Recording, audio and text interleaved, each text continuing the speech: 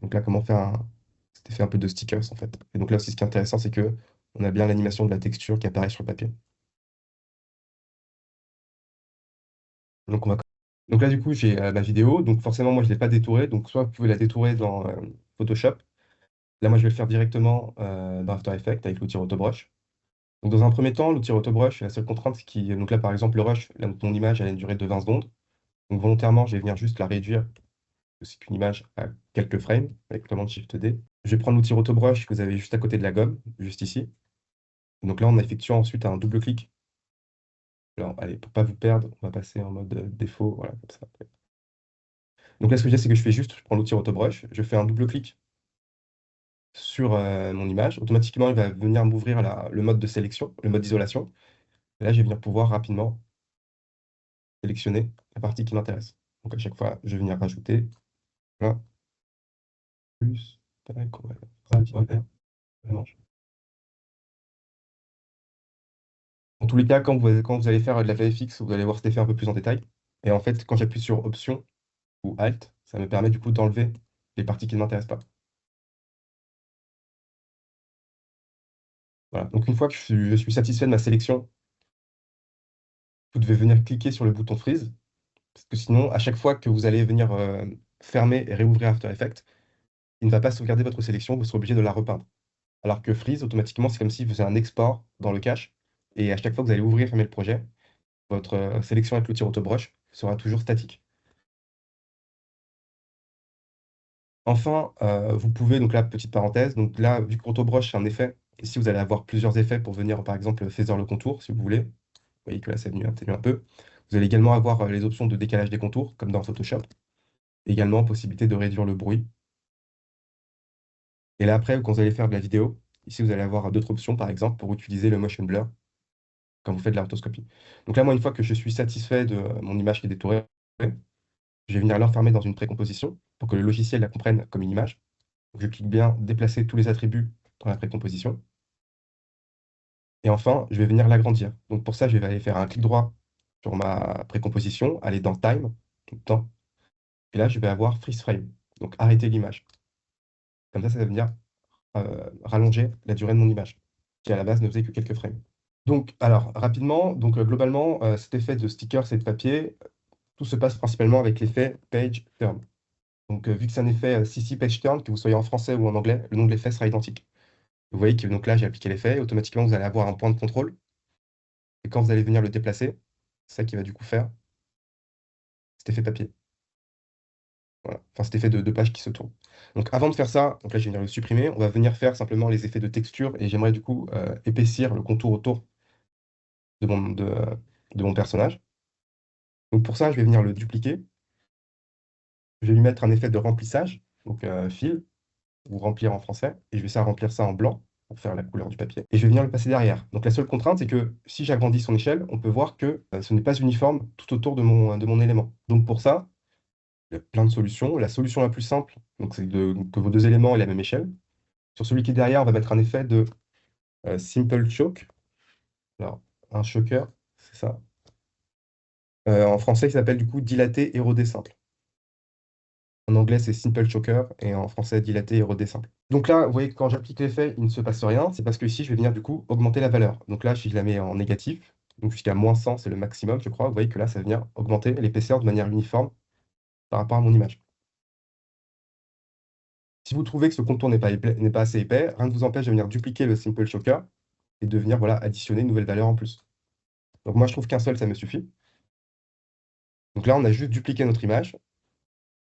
Sur l'image qui est dupliquée, on a mis un effet de fil pour la remplir en blanc et enfin un effet de Simple Choker pour venir décaler les contours.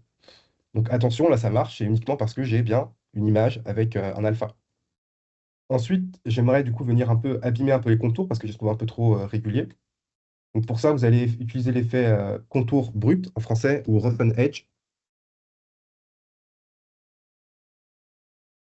Donc, vous voyez que de base, l'effet est très subtil hein, au niveau des contours. Et donc après, forcément, ça va être à vous de venir augmenter, jouer avec l'échelle, vous voyez, pour venir le rendre un peu plus abrupt. Et également jouer avec le mode, le type. Donc je crois que si je le mets en mode Rusty, vous voyez qu'on peut avoir différents modes. Donc après, toujours pensez à tout le temps à jouer avec l'échelle, hein. Et également, vous pouvez jouer avec Border, vous voyez, pour venir jouer avec le décalage. Et également, vous avez Fractal Influence. Simplement, c'est pour, si vous voulez l'animer ou le rendre un peu moins visible. Comme ça. Vous voyez que là, ça fait un côté un peu plus sale, en fait, un peu plus grunge. Et après, si vous voulez, donc là, vous avez une valeur d'évolution. En fait, la valeur d'évolution, c'est qu'elle va venir animer ce contour. Donc, l'évolution, comme vous pouvez le voir, c'est une valeur qui va à l'infini. Donc, ça veut dire que dessus, je peux mettre une expression, donc l'expression time. Donc, si je fais Option ou Alt-clic sur le petit chronomètre, et que j'écris time étoile, on va écrire 100 pour voir ce que ça fait déjà. Vous voyez que là, maintenant, j'ai bien le noise qui se déplace. Donc là, moi, je vais le mettre plutôt à 300, parce que j'aimerais qu'il soit un peu plus rapide. Mais le problème, c'est que même s'il se déplace comme ça, je trouve que ça fait pas assez, justement, papier, photocopie, collage, etc. Donc pour ça, il y a un effet qui s'appelle Posterize Time.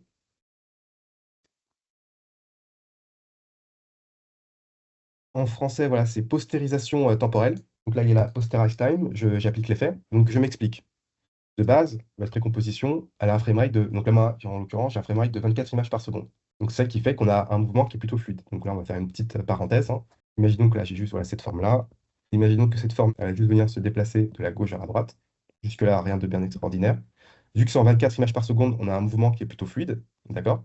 Mais si je mets l'effet posterize time et que je diminue le framerate, donc par exemple, je le mets à 10, enfin, on aura, vous voyez que là, il saccade beaucoup plus. Parce que justement, il n'a que 10 images par seconde au lieu de 24, ce qui fait qu'on a un mouvement plus fluide. Et ce chiffre-là, après, vous pouvez le diminuer autant que vous voulez pour donner un peu cet effet stop motion. Vous voyez, tac, tac, tac, tac. Et donc, du coup, c'est pour ça que là, cet effet-là, je l'ai mis sur ma forme de fond qui contient mon contour blanc. Et si je diminue le framerate pour le mettre à 5, vous voyez qu'on a plus ce côté où ça jump, en fait. Un peu plus comme si c'était plein d'images qu'on était venu photocopier. Donc après, si vous trouvez qu'il est un peu vite, donc moi, je vais peut-être le réduire à 2. C'est un peu plus subtil. Ensuite, pour ajouter un peu de profondeur, vous pouvez très bien rajouter un effet de drop shadow. Donc c'est ça qui va rajouter un peu plus de volume, une petite onde comme ça. Libre à vous de jouer avec la distance, de donner un peu plus de volume. Et là, tout de suite, on se rapproche un peu plus de cet effet papier. Et donc là, maintenant, tout ce qui me manque, c'est venir rajouter une petite texture. Et donc là, maintenant, cette image de papier-là, avant même d'en faire quoi que ce soit, je vais venir l'enfermer dans une précomposition. Pourquoi? Parce que j'ai envie, du coup, d'animer cette texture de papier pour qu'elle soit un peu plus random, en fait. Donc là, j'ai fait clic droit précomposition, je vais rentrer dans la précomposition de mon papier. Et donc là, maintenant, il y a plein de manières de s'y prendre, hein. Donc, première méthode, ça va être un peu long, de dupliquer à chaque fois votre image, ici de venir la déplacer, modifier un peu son échelle. Et on voit que le jump, en fait, entre ces deux images-là, va donner cette impression, du coup, de texture animée. Plutôt que de le faire à la main, tout ça, on peut venir un peu l'automatiser avec une expression de wiggle pour randomiser son mouvement et sa rotation, et en plus, avec également l'effet posterize time pour donner cet effet, du coup, de stop motion. Donc, on commence également avec l'effet CC Repeat Tile. Donc, dans un premier temps, je vais juste venir un peu diminuer sa taille, comme cela. Ensuite, je vais venir appuyer sur P pour afficher la position de ma texture. Et donc là, encore avec Option ou Alt-clic, on va mettre une expression. Donc là, on va mettre l'expression wiggle. Ouvrez les parenthèses. Et donc là, oui, l'expression wiggle demande deux chiffres. Un premier chiffre pour lui dire combien de fois il va venir trembler par seconde. Donc nous, par exemple, on veut qu'il tremble. Donc c'est-à-dire qu'en une seconde, il va venir se déplacer 5 fois. Et enfin, on doit définir de combien de pixels il va se déplacer. Donc si vous vous souvenez ici, on a les valeurs x et y. Donc c'est sa position sur x et y en pixels. Imaginons que je veux que moi je voudrais rajouter 100 pixels à ces positions. Donc je rajoute 100. Là, ça veut dire que 5 fois par seconde, il va rajouter un chiffre random entre 0 et 100 à ces deux valeurs. Là, quand je mets play, maintenant, vous voyez qu'on a ce déplacement un peu aléatoire. On ne le trouve peut-être pas assez fort. Donc on va le mettre à 200. Voilà. Et également, du coup, je vais venir le dupliquer. Donc là, je le sélectionne et je fais un CTRL-C. Oups. Et je vais venir afficher la rotation. Et pareil, sur la rotation, on va venir copier la même expression. Comme ça, maintenant, on a vraiment ce mouvement complètement aléatoire. Ensuite, par-dessus, on va rajouter un autre effet qui s'appelle Repeat Tile. Donc, l'effet Repeat Tile, simplement, c'est qu'il va prendre notre texture et venir la répéter, comme vous pouvez le voir sur la droite, la gauche, en haut et en bas. Donc là, je vais venir drag and drop. Vous voyez que là, ça vient déplier mon papier. Donc là, on va copier les valeurs, hein, 5000, 5000 et 5000. Comme ça remplit ma texture. Et après, là, vous voyez que j'ai un petit problème, c'est qu'ici, on voit la jointure à l'endroit où mon papier a été déplié. Pour ça, dans l'effet Repeat, vous avez plusieurs paramètres. Et donc, vous voyez que là, on peut avoir en mode checker flip, checker flip V, vous avez un mode brick. Là, on va prendre le mode unfold. En fait, unfold, vous voyez il va prendre ce papier-là, il va venir du coup le retourner avec une symétrie à -100. C'est ça qui fait que du coup, on ne voit plus la jointure dans le papier. Comme ça, moi, j'ai une texture de papier qui est un peu plus grande. Donc là, le problème, comme on a vu, c'est que maintenant, ça se déplace un peu dans tous les sens. Je vais rajouter un effet de posterage time pour venir lui également lui donner un effet de photocopie, de photomontage. Donc là, la contrainte, c'est que si vous mettez l'effet de posterage time, comme on a fait tout à l'heure, directement sur votre image, cela ne va pas fonctionner. Par exemple, je vous mets l'effet de posterage time. Donc de base, il est à 24. Et imaginons que je le mets à 2 images. Vous voyez qu'il a un mouvement qui est toujours fluide. Pourquoi? Parce que l'effet posterage time ne peut pas s'appliquer sur les expressions. C'est-à-dire les expressions vont tout le temps, bien souvent, prendre le dessus par rapport aux effets. Donc pour ça, le plus simple, ça va être de juste vous créer un calque d'effets, donc nouveau calque d'effets, et de mettre l'effet posterage time sur le calque d'effets. Et donc là, je le mets à 2 images par seconde. Vous voyez que là maintenant, on a cet effet de différentes textures qui s'enchaînent les unes à la suite des autres. Ensuite, cette texture-là, donc là, on va juste lui mettre une petite voilà, rotation comme ça. Donc le raccourci, c'est W pour mettre une rotation. On a la texture de papier qu'on a fait tout à l'heure. Et là, on a le papier qui a été scanné. Donc là, simplement, si je mets un track matte, donc juste ici, je prends l'escargot et je vais venir le lier à mon image du dessus. Ça va venir prendre l'alpha de ma texture de papier pour venir l'appliquer par-dessus. Donc là, la seule contrainte, c'est que vous voyez que ça prend également l'alpha de mon drop shadow. Ce que je vais faire, c'est le drop shadow, je vais venir l'enlever sur le calque de référence et le mettre sur mon image. Ah oui, c'est vrai. C'est que forcément, le drop shadow ne va pas marcher parce que là, on a un effet qui lui applique une alpha. Donc, soit vous faites une précomposition des deux éléments. Donc là, si je prends, donc quand je dis des deux éléments, c'est votre image de référence, donc la texture ici, et votre effet de papier. Si vous enfermez les deux dans une précomposition, vous mettez l'effet de drop shadow. Vous voyez, là, on a bien la shadow qui revient sur notre élément. Ensuite, maintenant, pour finir un peu tout ça, c'est que j'aimerais rajouter un peu de texture sur la photo, qui est beaucoup trop parfaite. Donc pour ça, je peux venir redupliquer mon image de texture. Comme ça, je l'ai bien en 2 fois. On va venir appliquer un effet qui s'appelle... Alors, je vais le mettre en anglais déjà. Donc le nom de l'effet, ça va être Displacement Map. Et vous, ça va être dispersion sur mon image, d'accord, de mon personnage que j'ai détouré. Dessus, j'ai mis l'effet de Displacement Map. Comment ça marche? Donc en fait, il demande une image de référence. Donc nous, entre guillemets, notre image de référence, on veut que ce soit la texture du papier. Donc là, je l'applique. Et vous voyez qu'automatiquement, quand je l'ai appliqué, il est venu déplacer mon image de quelques pixels. Et en fait, il vient le déplacer par rapport à ces deux chiffres-là. Donc le déplacement horizontal et le déplacement vertical. Vous voyez que si j'augmente ces valeurs-là, on peut voir que justement l'effet du papier impact vient déformer les pixels de mon image. Donc là maintenant, il faut juste venir changer en fait qu'est-ce qui va venir prendre comme référence pour venir impacter mon image. Ici, il va venir, là de base, il vient récupérer les channels rouges et pour la deuxième, la channel verte pour le déplacement vertical. Donc nous, ce qu'on veut récupérer, c'est la luminescence parce que forcément notre image, elle est uniquement en nuances de blanc et de gris. La luminescence ou la lightness. On va prendre la lightness plutôt. Allez, hop là, lightness, lightness. Et on va mettre ça à 20 sur les deux valeurs. Après, vous voyez que ça introduit un peu des plis subtils, en fait, sur la peau et sur le papier. Donc là, il faut juste, la seule contrainte après, c'est juste venir, hop là, le replacer un peu. Et ce qui est intéressant, c'est que quand je vais venir remettre play, on peut voir que vous voyez que la déformation maintenant paraît un peu plus uniforme entre le papier qui est derrière en texture et également ma photo.